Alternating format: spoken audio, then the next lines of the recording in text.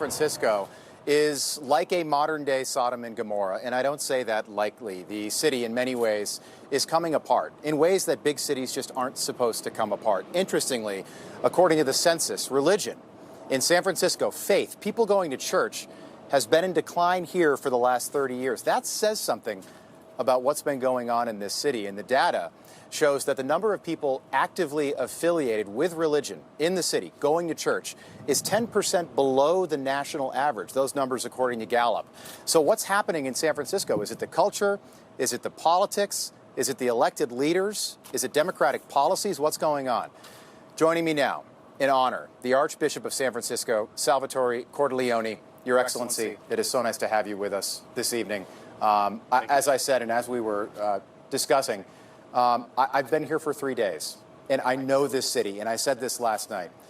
I'm stunned by what I've seen, because sometimes you'll hear that some place is dangerous, or you don't want to go to that neighborhood. In this city, in places where outside churches, outside libraries, schools, but maybe most importantly, outside where people live, this is going on right under the noses of city leaders and police. You've been here 12 years. Yes. Tell us what's happened. I've seen these problems have been around a long time. I've seen them getting worse.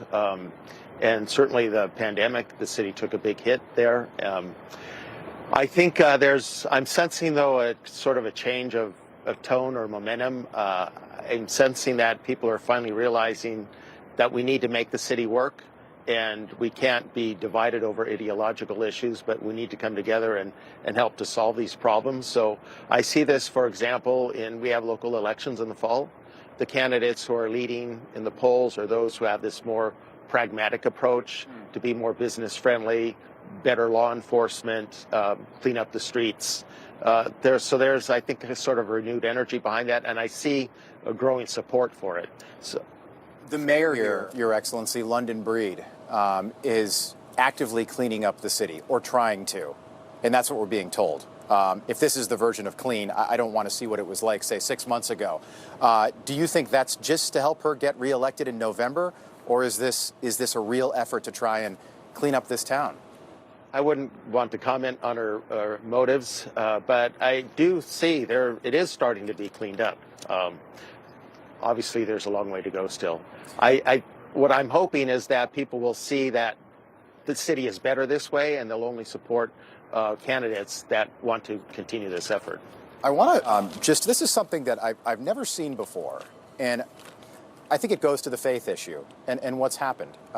The city is 10% behind where the rest of the country is, with people having faith, going to church, supporting whatever denomination they are.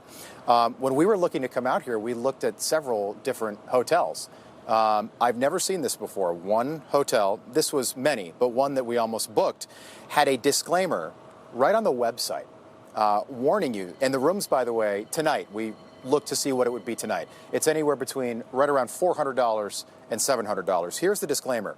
We are conscious of the recent rise in unhoused individuals across the country and our neighborhood.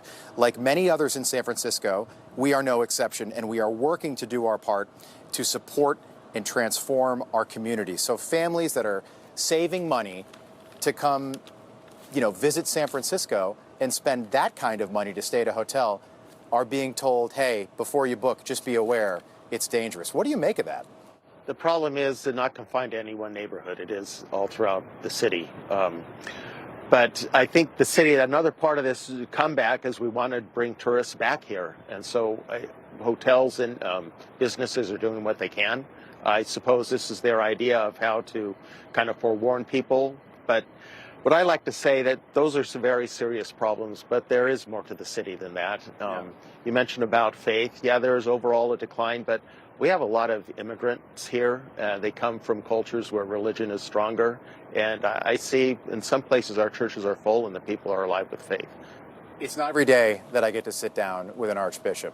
This is a great honor, Your Excellency. Thank you. It's Pope, Cardinal, and then Archbishop, right? Yes. Okay.